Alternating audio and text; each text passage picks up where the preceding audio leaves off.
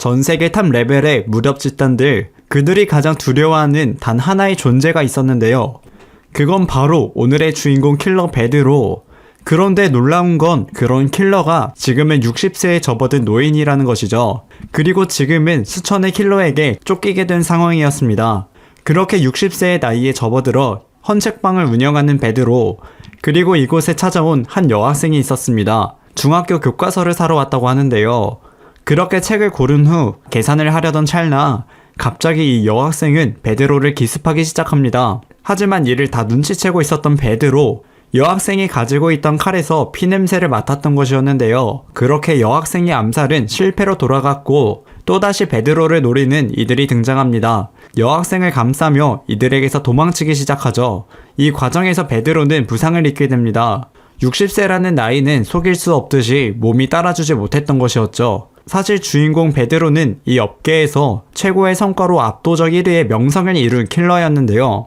그리고 여기 베드로를 처리하기 위해 파견된 8초인, 이들이 베드로를 노리고 있던 이유는 베드로에게 걸린 현상금이 무려 76억이었기 때문이었는데요. 그리고 이 현상금은 베드로가 가지고 있는 통장 잔고랑 같았습니다. 베드로가 그동안 모아온 살점 같은 돈이었습니다. 이들에게 큰 부상을 입게 되었지만 가지고 있던 섬광탄을 이용해 이곳에서 빠져나올 수 있었습니다. 베드로의 인생은 회사 그 자체였다고 말하는데요. 남들이 연필을 쥐고 있을 때 베드로는 칼 쥐는 법을 배우기 위해 365일 피를 흘렸고, 남들이 전화기로 사랑을 배울 때 귀에서 피가 날 때까지 도청하는 법을 배웠습니다. 남들이 미팅하고 연애를 배울 때 러시아의 스파이가 되어 동상을 몸에 달고 살았고, 남들이 가족을 꾸리고 평범한 삶을 누릴 때 테러 집단 한가운데서 수없는 죽을 고비와 싸웠습니다. 그렇게 수십 년을 목숨 던져 일했는데 새로 부임한 조직의 보스로 인해 상황이 바뀌게 되었던 것이죠. 베드로는 회사를 위해서 자신의 모든 걸 포기했었지만 나이가 들면서 힘이 빠진 주인공을 폐기 처분하겠다고 하는 보스였습니다. 적어도 킬러 베드로에겐 이런 대우는 말도 안 되는 상황이었는데요. 이대로 죽을 수 없었던 베드로, 하지만 그렇게 비참한 최후를 맞이하게 됩니다. 그리고 여긴 8초인의 아지트, 베드로를 놓쳐 상당히 아쉬워하고 있었는데요. 그리고 이곳에 문득 찾아온 한 남성, 이들이 들고 있는 베드로의 사진과 갑자기 찾아온 남성의 옷이 똑같았습니다. 그러더니 여기 의문의 남성은 깨어나 보니 이렇게 되어 있었다고 혼자 중얼거리는데요. 이 남자의 정체를 캐내기 위해 달려들기 시작합니다. 맨손으로 이들의 주먹을 받아내고 뒤에서 무기를 들고 기습해오는 이들에게 엄청난 파워와 스피드로 제압해버립니다. 세상 모든 걸 무기로 쓴다는 말을 하자 부엌에 있던 문어로 여기 있는 모두를 참교육시켜버립니다. 사실 이 남자의 정체는 과거 업계 최고라 불렸던 남자 베드로, 깨어나 보니 젊은 시절의 모습이 되었던 것이었습니다. 복부를 관통했던 총상이 사라졌고 죽일 듯 쥐어짜던 암세포의 고통도 사라졌습니다. 무슨 연유로 이렇게 된 것인지는 모르겠지만 저들은 지금의 베드로를 전혀 알아보지 못하는 점이었죠. 그리고 금연구역에서 담배를 피우고 있는 조폭들을 만나게 됩니다. 동방예의지국에서 어른 공격을 안 하면 어떻게 되는지 알려주겠다고 하는데요. 압도적인 전투 능력을 선보이며 단숨에 여기에 있던 조폭들을 제압하는 데 성공합니다. 그렇게 이곳에서 나와 옷을 갈아입었고 통장을 확인해보는데 통장에 있던 76억이 사라져 있던 상태였습니다. 사실 베드로가 어린 시절 자란 곳은 종교시설에서 작은 규모로 운영되던 영광보육원이었고 50년이 지난 지금 전 세계 곳곳에까지 영향력을 퍼뜨리는 거대 카르텔이 되어 있었습니다. 글로리 클럽이라는 이름의 가면을 쓰고 수많은 범죄와 악행을 저지르고 있는 회사인데요. 그렇게 베드로는 과거 자신이 몸담고 있었던 회사이니 자신의 손으로 해체하겠다는 포부를 밝힙니다. 그렇게 60세의 노인 베드로였던 몸을 죽인 8초인을 먼저 찾아가게 됩니다. 당연히 이들은 젊어진 베드로의 모습을 알아볼 리가 없었고 76억 외상값이 있다고 말하는 베드로의 말에 무언가 이상한 느낌을 받는 8초인, 그리고 이 뒤에는 헌책방에 찾아왔던 여학생도 있었습니다. 그렇게 전투가 시작되었고 젓가락 하나로 총을 든 이 남자를 제압해버리는데요. 글로리 클럽 또래 중 이런 실력자, 더 나아가 전국 어디를 뒤져도 이런 실력은 없다고 생각하는 8초인이었습니다. 전투에는 일과견이 있었던 8초인, 과거 글로리 클럽에서 싸움 기술을 연마하면서 터득한 주짓수, 하지만 주인공에게 먹히지 않았고 그대로 제압당해버립니다. 그러면서 8초인은 베드로가 12사도급 그 이상이라고 생각하는데요. 사실 과거 8초인을 교육하던 남자는 바로 과거의 베드로였죠. 그리고 여기 8초인의 사망 소식을 듣게 된 의문의 한 남성, 이들은 아직 60세에 접어든 노인 베드로의 상황을 알 수가 없었고 노인 베드로가 부하 직원들을 처리했다고 생각하는데요. 그렇게 현상금 76억, 트리플 S급 임무, 전국의 글로리 소속 킬러들에게 베드로 사냥 임무가 주어지는데요. 그리고 이 임무는 주변에 있는 모든 전광판으로 알리게 되고 이 상황을 베드로도 보게 됩니다. 글로리 클럽 소탕을 위해서 지원군이 필요했고 딱 하나 생각나는 사람이 있다고 하는데요. 베드로가 도착한 이곳은 철거 예정인 공용 화장실. 많은 노숙자들이 이곳에서 신세를 지고 있었고 이 사이에서 비밀의 방으로 들어가는 단서를 찾아내자 문이 열렸고 계단이 펼쳐졌죠. 럭셔리한 인테리어와 비싸 보이는 술까지. 그러자 베드로의 목에 바늘을 대는 한 여성. 이 여성은 앞을 볼 수 없는 장님이었고 냄새만으로 젊고 살기를 풍기고 다니는 것을 느끼게 됩니다. 글로리에서 보냈다라고 생각한 이 여성은 베드로를 공격하기 시작하는데요. 하지만 얼마 안가 그대로 눕혀버리는 베드로. 그러자 베드로는 이 여성에게 자신의 정체와 겪었던 모든 상황을 알려주게 됩니다. 그러더니 조력자이자 이 여성에게 자기는 태풍의 눈으로 갈 거라고 하는데요. 현재 글로리는 베드로를 잡기 위해 혈안이 되어 있었고 글로리 내부를 베드로의 손으로 쥐고 흔들 수 있는 방법이 글로리 클럽의 킬러가 되는 것이라고 말합니다. 젊은 시절로 회춘하게 된 베드로. 하지만 글로리 클럽의 킬러가 되려면 영광 보유관 출신만 가능하다고 하는데요. 하지만 방법이 있다고 하자 베드로가 향한 곳은 바로 신영광고등학교. 이곳에 입학하기로 하는데요. 훤칠한 키와 잘생긴 외모에 모든 여성이 놀라기 시작합니다.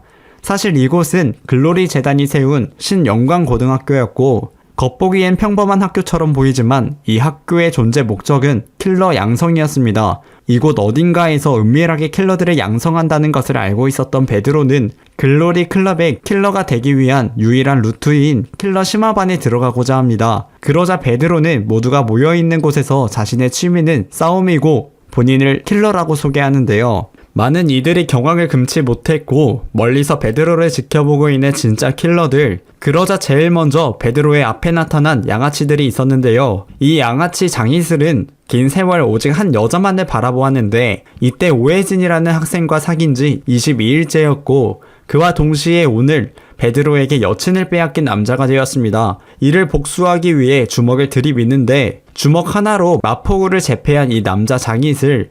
인생 처음으로 죽음을 느끼게 됩니다.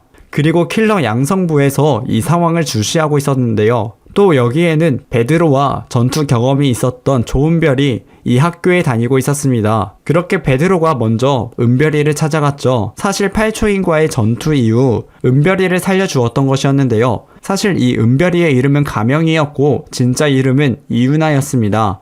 한편 여기 이 선생님은 학생들에게 놀림이나 받고 있었는데요. 마침 이곳에 베드로가 나타났고 베드로에게 시비를 거는 이들을 단숨에 참교육시켜버립니다. 그리고 갑자기 이 선생님은 숨겨둔 힘을 사용하며 베드로를 공격하기 시작하는데 베드로의 실력을 인정하게 됩니다. 그리고 모든 걸 잃게 만든 이들에게 복수하고 싶다는데요. 봉사부에 들어올 생각 없냐는 광규 선생님. 사실 이 광규 선생님은 글로리의 클럽 교관이었습니다. 신영광고등학교에는 킬러 양성반이라고 불리우는 봉사부가 존재했습니다. 선택받은 소수의 아이들만이 그곳에서 킬러로 사는 법을 배우게 된다고 하는데요. 그렇게 베드로는 킬러를 양성하는 봉사부에 들어가게 됩니다. 당연히 이곳에 있는 이들은 베드로를 반길 리가 없었죠. 그리고 베드로에게 달려드는데요. 이 학생들은 베드로와 같은 지상 최강의 킬러가 되는 것이 목표라고 합니다. 그렇게 이들을 가볍게 놀아준 뒤 자리를 빠져나오는데요. 유나는 이를 이상하게 생각했고 베드로를 쫓아가 이 학교에 들어와 힘을 숨겨서 얻고 싶은 게 무엇이냐고 묻습니다. 한편 이곳은 서울 고속터미널. 의문의 한 남성이 수많은 캐리어를 이끌고 버스를 탔는데요. 자세히 보니 이 캐리어 이상한 부분이 많았습니다. 이어서 봉사부에 들어온 하나의 의뢰건. 의뢰인은 대기업 최은창 회장이었고 글로리의 최대 후원자 중 한 명이라고 하는데요.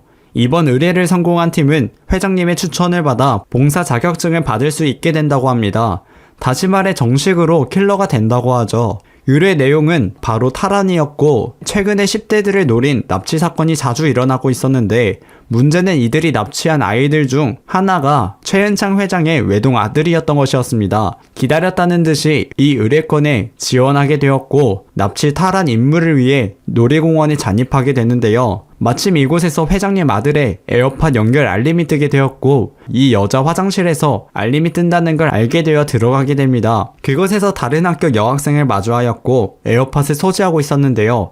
뒤에서 물어보자 놀라는 여학생 그리고 이 학생의 남자친구가 달려와 이유나를 때리려고 하는데 하지만 오히려 역으로 당해버리고 맙니다. 사실 이 에어팟은 회장님 아들의 에어팟이었고 이것을 귀신의 집에서 주웠다고 하는데요. 그렇게 귀신의 집으로 향했고 이들은 이곳에서 납치당하게 됩니다. 연락이 닿지 않게 되자 광규 선생님이 이상함을 느끼기 시작했고 지금 이들이 하고 있는 임무가 단순한 임무가 아니라는 것을 깨닫게 됩니다. 왜냐하면 이곳엔 박상도가 있었기 때문이었는데요. 박상도는 한때 사도 후보로도 거론되었던 실력자였습니다. 글로리에서 감당이 안 되자 퇴출시켰던 것이었는데요. 여기 이 광규 선생님의 다리를 잃게 만든 자가 바로 잔인하기로 유명한 박상도였습니다. 마침 광규 선생님은 박상도에게 전화를 걸어 자기의 학생들을 건들지 말라고 하는데요. 선생님의 말을 들을 리가 없었습니다. 그리고 여기 유나와 주인공은 기절한 척 이곳에 잡혀 있었습니다. 킬러 전문 교육을 받은 이들 역시 속박에서 풀려나 박상도를 상대하게 되는데요. 이들의 과거를 보았을 때 누구보다 힘든 시간을 겪었던 지옥주, 물도 식량도 없는 곳에서 보내는 한 달, 지급받은 물자는 오직 권총과 총알 하나였고 수천의 맹수가 득실거리는 이곳에서 이들은 살아남아야 했습니다. 총알은 사냥하거나 친구를 배신하거나 혹은 스스로에게 발사하거나 여러 방면으로 사용되었는데요. 이렇게 죽을 바에야 이곳에서 필사적으로 살아남기로 합니다. 그렇게 지옥주가 끝나게 되었고 58기 181명의 보육원생 중 합격자는 이 둘뿐이었습니다. 그리고 이들은 충격적인 이야기를 듣게 되죠. 이들과 같은 나이에 어린 소년이었던 사도 베드로, 그는 전무후무한 기록을 남겼다고 하는데요. 바로 지옥주 훈련을 진행한 58년 동안 총알을 사용하지 않는 유일한 사람이었던 것입니다. 그렇게 이들은 베드로를 존경했고 베드로처럼 되기 위해 평생을 살아왔던 것이었습니다. 그렇게 본격적으로 박상도를 상대하게 되었고 하지만 과거 글로리 소속 킬러이자 사도급이라고 불리우던 박상도를 이들이 상대할 수가 없었고 위기의 순간 베드로가 나타납니다. 무기는 이 쟁반이면 충분하다고 하는데요.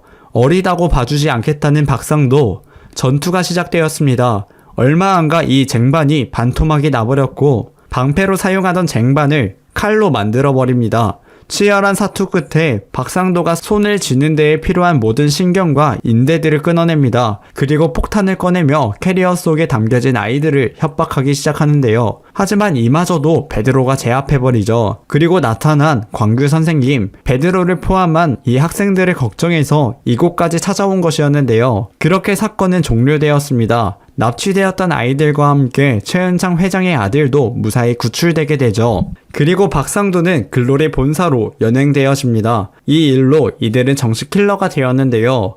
그리고 이들은 회장님의 아들을 구해준 대가로 대하그룹에서 이들을 초청했습니다. 대하그룹은 세계 최고의 기술력을 갖춘 군수 기업으로 글로리 킬러들의 각종 전투 지원을 책임지고 있었습니다. 정식 킬러 임명을 축하하며 회장님께서 원하시는 만큼 가져가라고 했는데요. 그렇게 이들은 총을 챙기고 베드로는 이 만년필 하나만 챙겼습니다.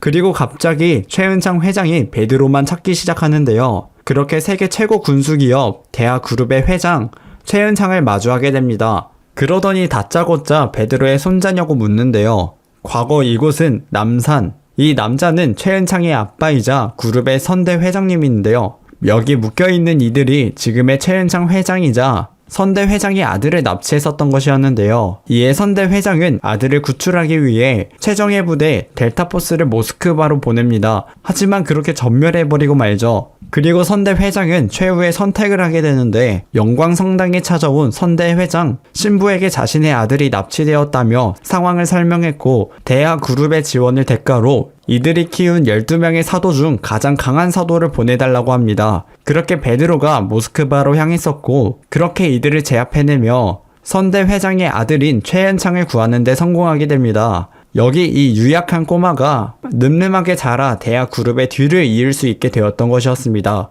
지금의 베드로를 과거 베드로의 손자라고 생각하는 최현창은 이대로 보낼 수 없다며 대하 그룹 미래 기술의 결정체인 오토바이를 선물해줍니다. 그리고 전화 온 오광규 선생님의 전화. 글로리의 선배들이 이제 막 신입 킬러가 된 이들을 구경하고 싶다고 하는데요. 무려 4년 만에 특별 채용자이니 그랬습니다. 그렇게 괴물 신인의 등장을 알리고자 영광성당에 향하게 됩니다. 유나는 이곳을 계시가 내려오는 곳이라고 말하는데요. 글로리의 킬러들은 각자의 랭크에 맞는 임무, 즉 계시를 받게 됩니다. 그리고 이들은 싸우라는 임무를 받게 되는데요. 그렇게 이들 앞에 임무를 나누어주는 남자가 등장하더니 성렬이라는 이 액체를 머리에 뿌려버립니다. 그러더니 신입이 오기만을 기다리고 있었다는데요. 그렇게 여기 있는 글로리의 선배들과 전투를 벌이게 됩니다.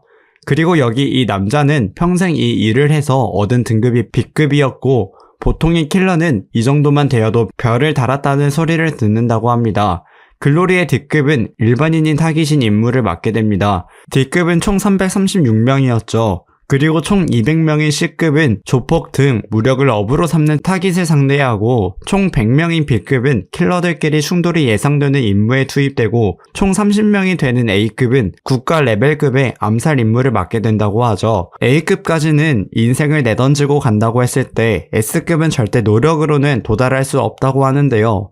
킬러들의 정점에 선 12명의 제자들, 이들은 12명의 제자들을 사도라고 불렀습니다. 그렇게 베드로와 함께 신입 킬러가 된 이들 중 한 명이 큰 부상을 입게 되었고 병원에 데려가겠다고 선배에게 부탁을 하지만 대신 봉사 자격증을 주고 가라고 하는데요. 베드로는 자신의 정체를 숨겨야 했기에 자격증을 주고 떠나게 됩니다. 선배들에게 자격증을 뺏겨 상심이 큰 이들을 위해 다시 성당을 찾아간 베드로였는데요. 이들에게 평생 본 적 없는 그리고 앞으로도 보지 못할 S급 사도의 싸움을 보여주겠다고 하는 베드로. 언패물도 무기도 없고 손에 쥔 건 무기라고 하지만 민망한 묵주뿐이었고 분명히 빈틈투성이인데 D급 베드로의 눈을 보고 단단히 쫄아버린 것이었는데요. 그리고 이 선배는 베드로에게 수천 번 상대해보았지만 결국은 베드로에게 싸워보지도 않았으면서 베드로에게 죽을 것이라는 확신을 가집니다. 상상해본 적도 없는 차원이 다른 존재를 처음으로 만나게 됩니다. 그렇게 주먹을 쓰지도 않고 이들을 제압해내죠. 그리고 선배들이 직접 학교에 찾아와 자원봉사증을 돌려주러 찾아오게 됩니다. 그리고 여기 이유나 위험한 순간에 도움이 되지 못했던 자신을 한심하게 생각했고 더 강해지고 싶어 하는데요. 이유나는 동생을 구하기 위해 더 힘을 기르는 것이었고 마침 베드로가 봉사증을 건네주기 위해 등장하게 됩니다. 동생과 있었던 일을 베드로에게 알려주게 되죠. 사실 유진이는 친동생은 아니었고 유나는 지하철 보관함에서 태어난 그날부터 가족은 없었습니다. 이곳에서 구조되어 보육원에 오게 되었고 이곳에서 가족과 친구도 만들 마음의 여유와 생각이 없었다고 하는데요. 그러던 와중 임무 중에 총을 맞아 심한 출혈이 발생했고 기적적으로 다시 살아났습니다. 그리고 그 뒤부터 이유진이 사라졌던 것이었죠. 알고 보니 유나의 부족한 피를 위해 하루에 5시간씩 수혈을 하고 있었던 것이었고 이들은 유진이를 그만 죽이려 했죠. 하지만 유나의 간절함으로 살릴 수 있었고 동생을 살리기 위해 강해지겠다고 하는데요. 그러더니 이유나는 베드로에게 자신이 본 사람 중에 가장 강한 사람이라고 말합니다. 그러고는 자신이 강해질 수 있게 도와달라고 부탁하죠. 유나는 힘도 약하고 타고난 체격도 가지고 있지 않았습니다.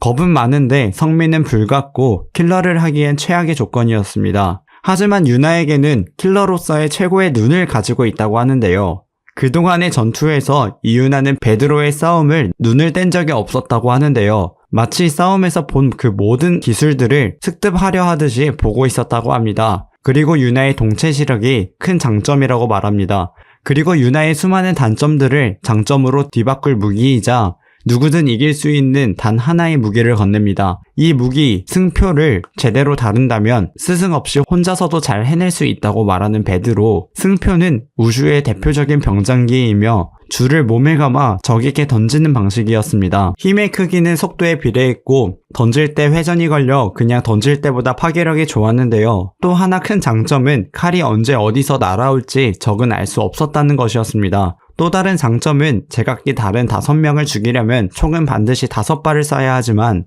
이 승표라는 무기는 원샷 올킬이 가능했습니다. 그렇게 훈련이 끝나고 이곳을 대여한 대여비는 베드로가 직접 비용을 내주게 되는데요. 참고로 이들은 정식 킬러가 되어 일주일에 100만원씩 받게 되었습니다. 이때 사도는 필요하다면 무엇이든 누릴 수 있다고 합니다.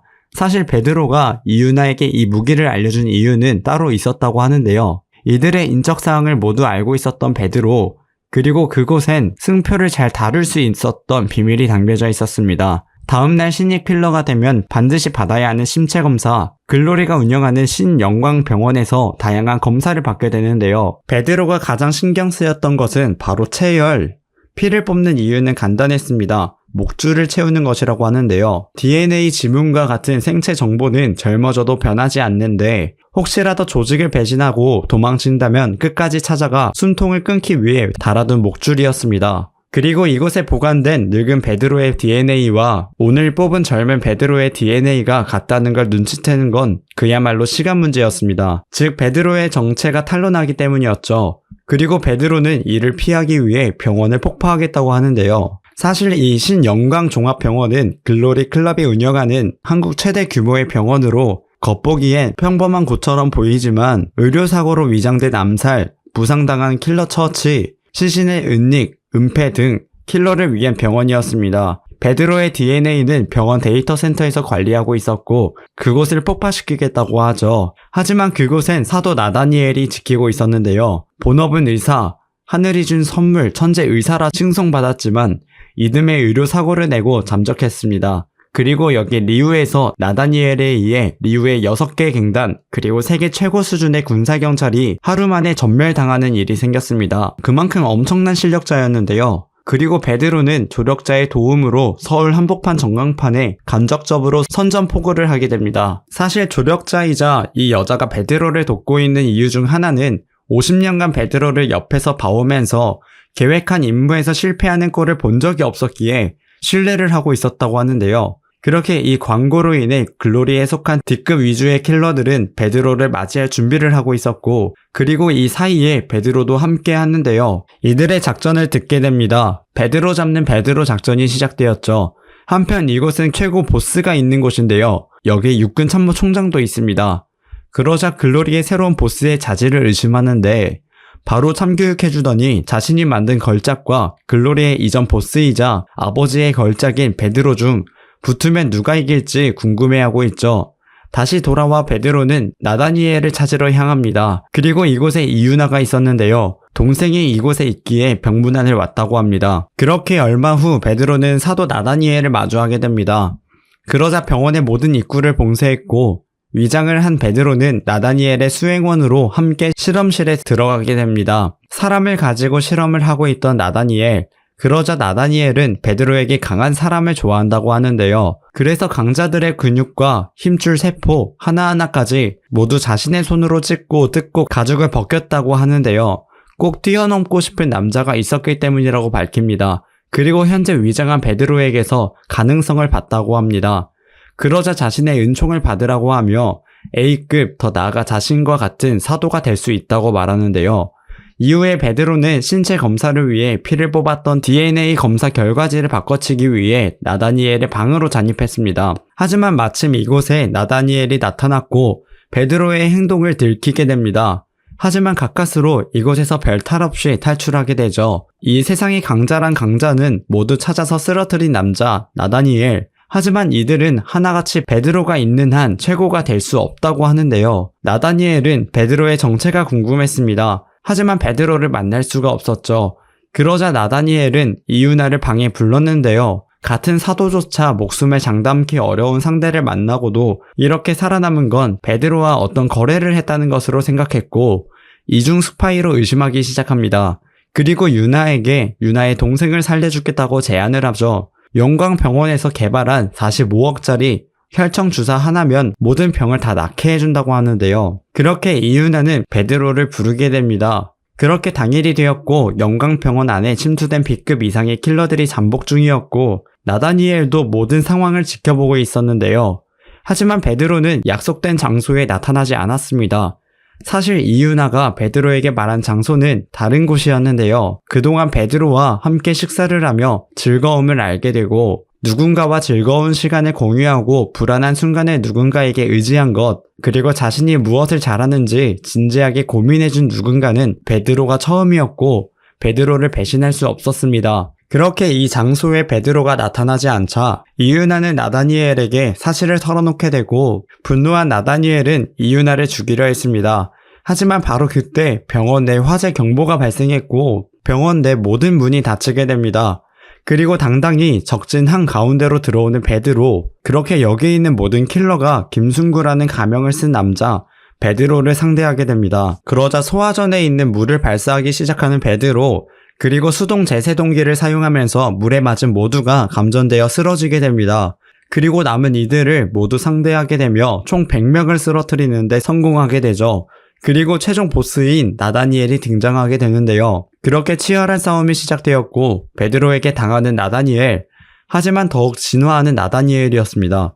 근육은 찢어지고 회복하는 과정에서 더욱 단단해지는데 나다니엘은 그 회복 시간을 획기적으로 단축시키는 약물을 개발했는데 성공했는데요. 공격을 받을수록 몸을 더욱 강하게 만들었습니다. 그렇게 싸움에서 밀리기 시작하는 베드로, 그리고 이어지는 인간의 격을 뛰어넘은 전투가 일어났습니다. 하지만 이렇게 부푼 근육들은 온몸의 뼈와 신경을 짓누를 만큼 단단해져 결국 나다니엘의 몸은 움직일 수가 없게 되었고 싸움에 취한 나머지 자신의 몸이 굳고 있는 걸 눈치채지 못했는데요. 하지만 근육을 녹여버리는 최후의 수단을 사용하는 나다니엘, 지금이 나다니엘의 최종 진화이고 지금의 주먹이 나다니엘이 도달한 가장 높은 경지였습니다. 그럼에도 베드로에게 모든 공격이 읽혔고 한 명과 싸우고 있는데 마치 1000명과 싸우는 듯 다채롭다고 말하는데요. 처음부터 느꼈던 위화감의 정체, 이 김순구라는 인간이 뒤로 정이 내리던 이 좁은 육각형의 너머에 나다니엘 같은 인간이 살아서는 넘을 수 없는 벽을 느끼게 되고, 이건 마치 나다니엘이 한평생 쫓았던 하늘 위의 하늘, 그 아늑한 경지, 자신이 늘 상상으로 그려왔고 신의 경지에 도달했다는 그 남자, 즉 김순구가 베드로라는 것을 직감하게 됩니다. 그렇게 영광병원에서의 전투가 마무리되었습니다. 나다니엘을 비롯한 브라질 킬러들은 모두 사망했고 병원 내 글로리 킬러의 정보도 모두 삭제되었죠. 그리고 나다니엘에게서 얻은 유나의 동생 유진이의 병을 치료하는 곳에 사용되는 혈청까지 선물해주게 됩니다. 그렇게 얼마 안가 이들은 새로운 봉사활동을 배정받게 되는데요. 임무가 아닌 일반 봉사활동이었던 점에 의문을 품는 학생들이었고 이곳 유일고등학교 선생인 예진과 수희 아저씨가 이곳에 있었죠. 그리고 이곳에 매달 찾아오는 양아치들까지. 이들의 힘에 의해 베드로의 일행들은 손을 쓸 수가 없었는데요. 그리고 밤이 되자 베드로는 수희 아저씨를 찾아갑니다. 그리고 이들은 서로의 정체를 알고 있었습니다. 이 수희 아저씨의 정체는 바로 사도 시몬, 세계에서 가장 검을 잘 다룬다는 남자이자 글로리가 낳은 최고의 검객이었습니다. 그리고 이 둘은 전투를 벌이게 되는데요. 누구나 검을 한번 휘두른 이후에는 반드시 작은 빈틈이 보이기 마련이었습니다. 그리고 그 작은 빈틈은 상대에게 반격할 여지를 주었습니다. 하지만 사도 시몬은 마치 상대의 마음을 읽기라도 한 듯 한치의 빈틈도 보이지 않았고 상대가 아무리 강한 무기, 그것이 설령 총탄이라 할지라도 이 검과 맞대거나 피할 수가 없었습니다. 이 짧은 순간에 베드로를 궁지에 몰아넣고 나무로 움직임을 완전히 봉쇄했는데요. 사도 시몬의 실력을 인정하는 베드로, 그리고 사도 시몬이 말합니다. 다른 건 몰라도 습관이라는 건 숨길 수가 없는데 걸음걸이, 말투, 냄새, 하다못해 숨소리마저 달랐던 이 베드로, 처음에는 긴가민가 했지만 이번 싸움으로 확실히 알게 되었습니다. 이 김순구가 베드로라는 것을 말이죠. 그렇게 베드로에게 무릎을 꿇는 사도 시몬, 과거 베드로는 사도 시몬과 친분이 있었는데요. 그로 인해 자신이 회춘했다고 말해줍니다. 그리고 모든 건 베드로가 알려주었던 것이었는데요. 그리고 나다니엘을 처리한 자가 자신이라 밝히며 글로리를 없앨 거라는 표부를 밝히게 되죠. 60년 전 가브리엘 신부가 세운 영광보육원, 그곳에서 자란 아이들 중 베드로를 포함한 12명이 선발되었고 그날부터 야산의 흙은 이들의 주식이 되었습니다.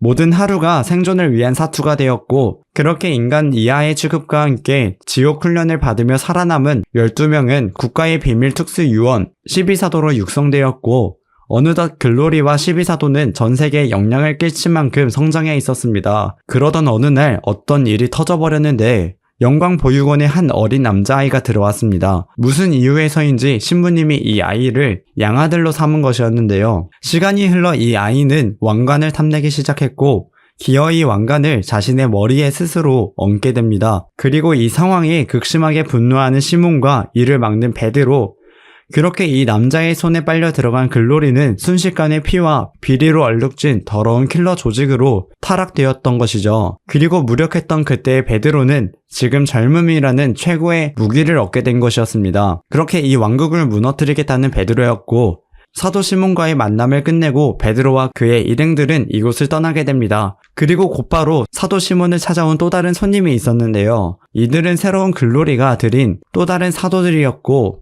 여기 이 여자는 일본 제1의 검이라고 불리웠습니다. 하지만 나이는 속일 수 없었기에 싸움에서 밀리게 됩니다. 귀엽고 이 여자 사도를 처리하는 데 성공했다고 생각했지만 이 사도의 환각제로 착각을 한 것이었고 끝내 패배하게 되죠.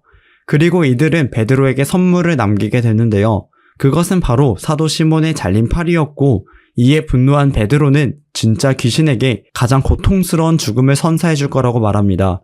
그렇게 베드로는 사도 시몬을 구하러 이들의 적진 한가운데로 향하게 되는데, 다음 내용이 궁금하시면 네이버 웹툰 27화 킬러 베드로를 참고하시기 바랍니다.